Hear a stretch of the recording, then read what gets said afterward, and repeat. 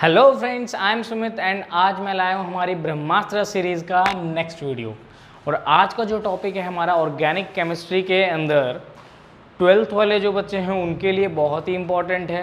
Plus में NEET, advance और AIIMS जो एग्ज़ाम होते हैं इनके एग्ज़ाम के पॉइंट ऑफ व्यू से भी बहुत इम्पॉर्टेंट है, क्योंकि ये एक टॉपिक ऐसा टॉपिक है, मतलब देखने में लगता है कि चल हल्का फुल्का है, कोई नहीं कर लेंगे, ये है वो है, लेकिन जब इसके ऊपर क्वेश्चन बनते हैं ना, इसके अंदर से निकल के आते हैं, तब एक तरह से हम फ्री के जो नंबर होते हैं हम वो छोड़ देते हैं। ठीक है बच्चे लोग, तो फटाफट से समझते हैं इस टॉपिक को। इस टॉपिक में क्या क्या टेस्ट हैं जो जहाँ से क्वेश्चन बन सकते हैं। ओके, ठीक है। देखिए, रसायन टेस्ट हमारा कौन सा टेस्ट है? ये हमारा ऑर्गेनिक केमिस्ट्री में ऑर्गेनिक कंपाउंड के लिए क्वालिटेटिव टेस्ट कहा जाता है। ठीक है ना, क्वालिटेटिव एनालिसिस है एक तरह से ये। अब रसायन टेस्ट के अंदर सबसे पहले हम बनाते हैं हमारा एक्सट्रैक्ट। कौन सा? जिसे हम कहते हैं सोडियम एक्सट्रैक्ट या फिर रसायन एक्सट्रैक्ट भी उसे हम कहते हैं। इसको बनाते कैसे हैं? सबसे पहले तो आप लीजिए ऑर्गेनिक कंपाउंड, ठीक है, और सिंपल सी चीज़ है कि रसायन टेस्ट किन ऑर्गेनिक कंपाउंड में क्या क्या चीज़ें पता लगाने के लिए इस्तेमाल किया जाता है।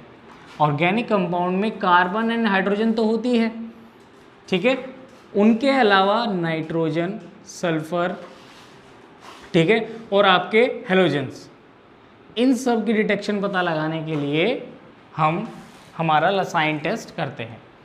ठीक है, हेलोजन में आपके क्लोरीन, ब्रोमीन, आयोडीन कौन प्रेजेंट है, इसके लिए हम यूज़ करते हैं इस टेस्ट को। ठीक है, कार्बन एंड हाइड्रोजन के अलावा नाइट्रोजन, सल्फर और हेलोजेंस की डिटेक्शन के लिए हम इस टेस्ट का इस्तेमाल करते हैं।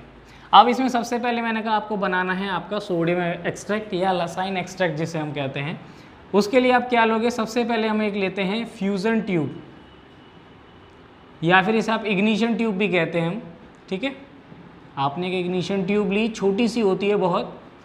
इसके अंदर हमने क्या डाला? इसके अंदर सबसे पहले हमने डाल दिया हमारा ऑर्गेनिक कंपाउंड, जो भी ऑर्गेनिक कंपाउंड है।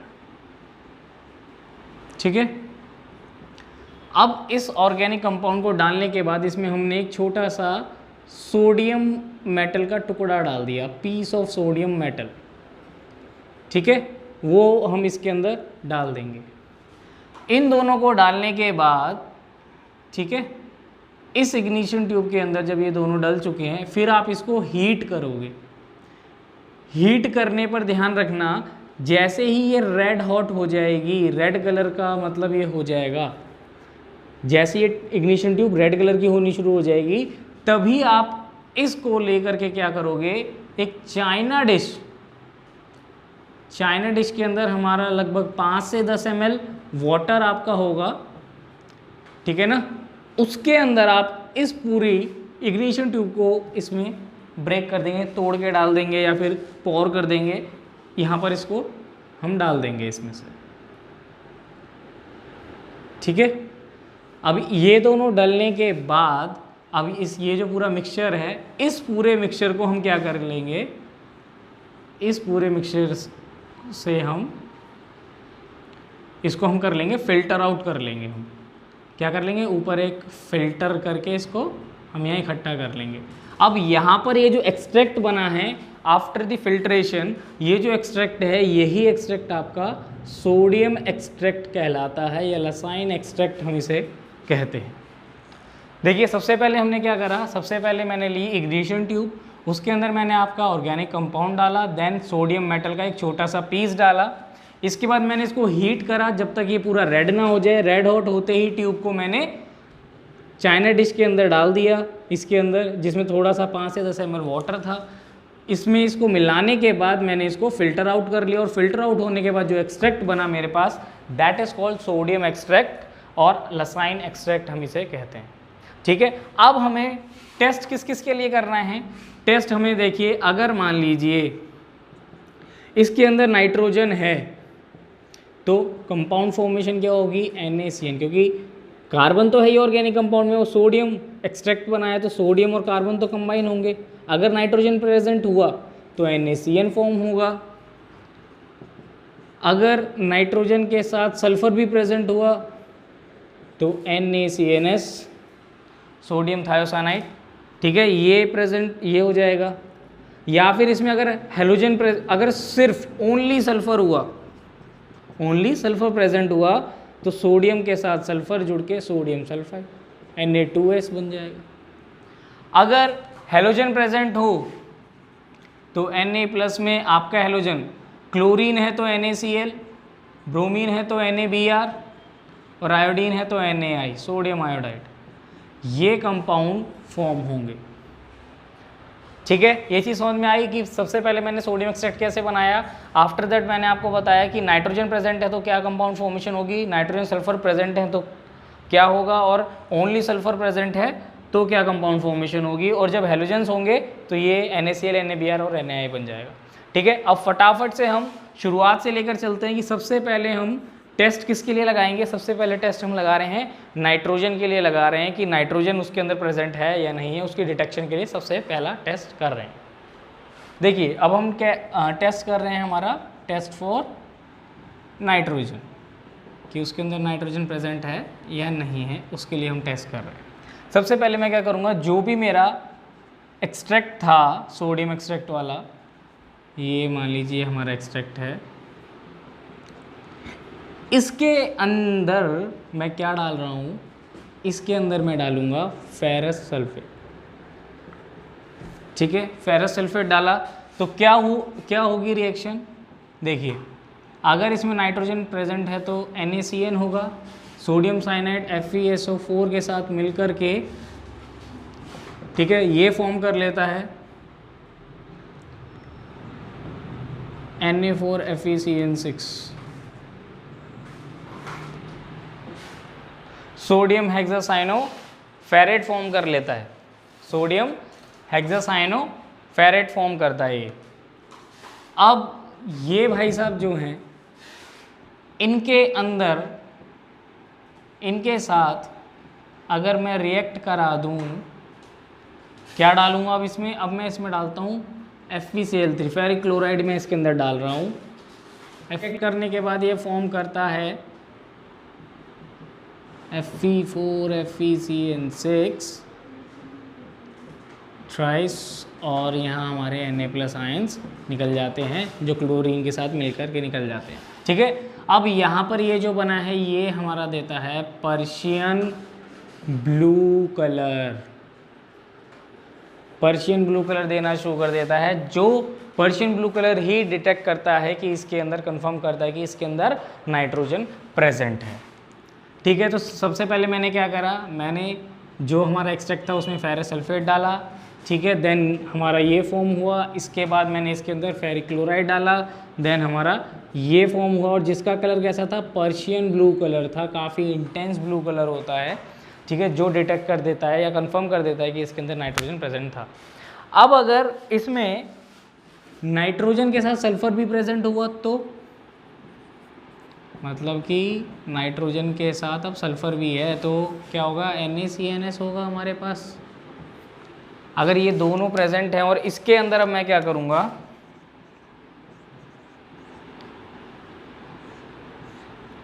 अब इसके अंदर मैं इसके साथ रिएक्ट कराऊंगा FeCl3, ठीक है, अब यहाँ पर क्या बन जाएगा ये, ठीक है, अब ये इसके साथ बन जाएगा Fe, और हमारे ये 3 ले लीजिए आप, तो 3Na+ आयन मेरे बाहर निकल गए। ये देता है रेड कलर। अगर रेड कलर आ गया तो समझ लीजिए उसके अंदर सल्फर भी प्रेजेंट है। ठीक है, अगर सल्फर प्रेजेंट हो और उसमें मैं FeCl3 यहाँ पर डाल दूँ तो क्या बना लेगा ये, FeCl3 डालेगा तो ये रेड कलर देगा, जिससे हमें कंफर्म हो जाएगा इसमें नाइट्रोजन के साथ साथ सल्फर भी प्रेजेंट है। तो ये हमारा है टेस्ट फॉर नाइट्रोजन। नाइट्रोजन की डिटेक्शन करनी हो तो रसायन टेस्ट के अंदर आप इस तरीके से कर सकते हैं। अब यहीं अगर मुझे करना है टेस्ट फॉर सल्फर, कि सल्फर, ओनली सल्फर प्रेजेंट है, तब उसके लिए मैं क्या करूँगा। देखिए अगर सल्फर प्रेजेंट है तो क्या हो रहा होगा, सोडियम के साथ सल्फर मिलके सोडियम सल्फाइड Na2S दे रहा होगा। ठीक है, अब इसके अंदर सबसे पहले क्या करते हैं हम, जो हमारा एक्सट्रैक्ट है, जो आपका एक्सट्रैक्ट है उसके अंदर हम क्या करते हैं, लेड एसीटेट डाल देते हैं। क्या डाल दिया मैंने, लेड एसीटेट डाल दिया। लेड एसीटेट डालते ही इसके अंदर भी ब्लैक कलर का पीपीटी फॉर्म होता है, लेड सल्फाइड का ब्लैक पीपीटी, जो बताता है कि इसके अंदर सल्फर प्रेजेंट है। क्या होगी ये रिएक्शन, ये ऐसे होगी कि भैया आपके पास सोडियम सल्फाइड था, आपने लेड एसीटेट लिया, ठीक है, और रिएक्ट करने के बाद क्या बना, ये लेड सल्फाइड बना, ब्लैक पीपीटी, और ये तो हमारा साइड बाय प्रोडक्ट हो गया, ठीक है। तो ये ब्लैक पीपीटी कंफर्म करता बताता है कि इसके अंदर सल्फर प्रेजेंट है। अब इसको कंफर्म करना हो तो कंफर्म टेस्ट क्या लगाएंगे हम इसके अंदर, अगर हम एक टेस्ट कंफर्मेशन के लिए और लगा लेते हैं। इसी के साथ हमारे एक्सट्रैक्ट के साथ हम क्या करते हैं, हम यहाँ पर सोडियम नाइट्रोप्रोसाइड, सोडियम, ठीक है, नाइट्रोप्रोसाइड जो है इसके साथ हम रिएक्ट कराते हैं हमारे सोडियम सल्फाइड को, देन एक्सट्रैक्ट को। ये हमारी रिएक्शन फॉर्म करता है, क्या बना लेता है,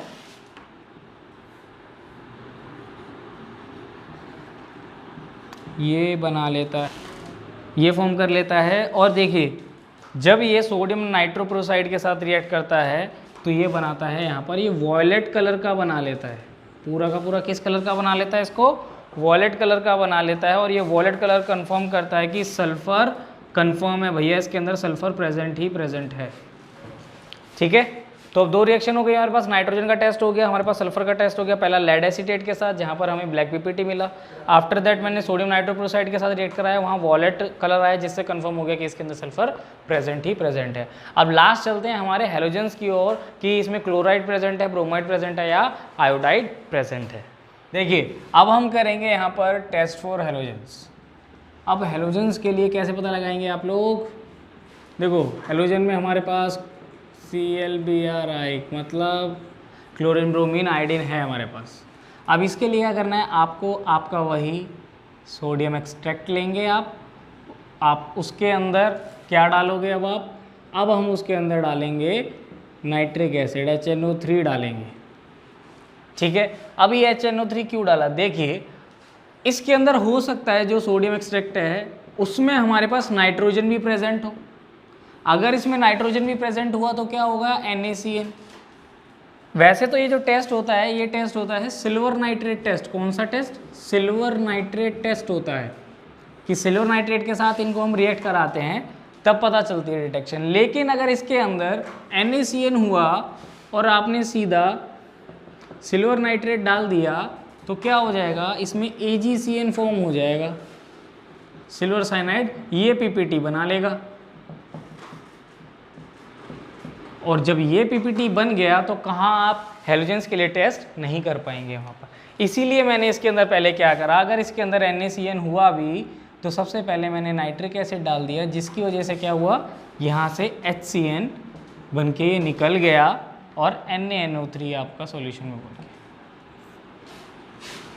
अब जो NaCN है HNO3 डालने के बाद और इसको डालने के बाद आप क्या करेंगे, इसको हीट करेंगे तो यहाँ से HCN फ्यूम के फॉर्म में निकल जाएगा। और अब आपको ये दिक्कत नहीं देगा कि अब आप इसमें सिल्वर नाइट्रेट डालेंगे तो हेलोजेंस के लिए इजीली आप टेस्ट डिटेक्ट कर सकते हैं। जैसे कि अगर मान लीजिए आपने सिल्वर नाइट्रेट डाला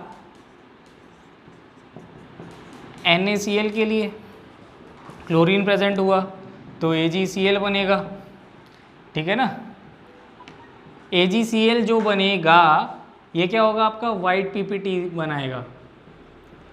अगर यहाँ पर हुआ आपका सोडियम ब्रोमाइड हुआ तो सोडियम ब्रोमाइड के साथ ये सिल्वर ब्रोमाइड बनाएगा जो कि लाइट येलो कलर का होता है, ठीक है, लाइट येलो कलर देगा।